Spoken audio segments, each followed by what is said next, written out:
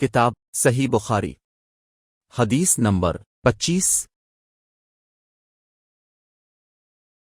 इस हदीस को हमसे अब्दुल्ला बिन मोहम्मद मिस्नदी ने बयान किया, उनसे अबू हुरमी बिन अमारा ने, उनसे शोबा ने, वो वाक़िद बिन मोहम्मद से रवायत करते हैं। वो कहते हैं मैंने ये हदीस अपने बाप से सुनी। वो इब्न उमर रज़ी अल्लाह अन्हुमा से रवायत करते हैं कि रसूल अल्लाह सल्लल्लाहु अलैहि वसल्लम ने फरमाया, मुझे अल्लाह की तरफ से हुक्म दिया गया है कि लोगों से जंग करूं इस वक्त तक कि वो इस बात का इकरार कर लें कि अल्लाह के सिवा कोई माबूद नहीं है, और ये कि मोहम्मद सल्लल्लाहु अलैहि वसल्लम अल्लाह के सच्चे रसूल हैं, और नमाज अदा करने लगें और ज़िक्र दें। जिस वक्त वो ये करने लगेंगे तो मुझसे अपने जान और माल को महफूज कर लेंगे, सिवाय इस्लाम के हक़ के। रहा उनके दिल का हाल तो उनका हिसाब अल्लाह के ज़िम्मे है।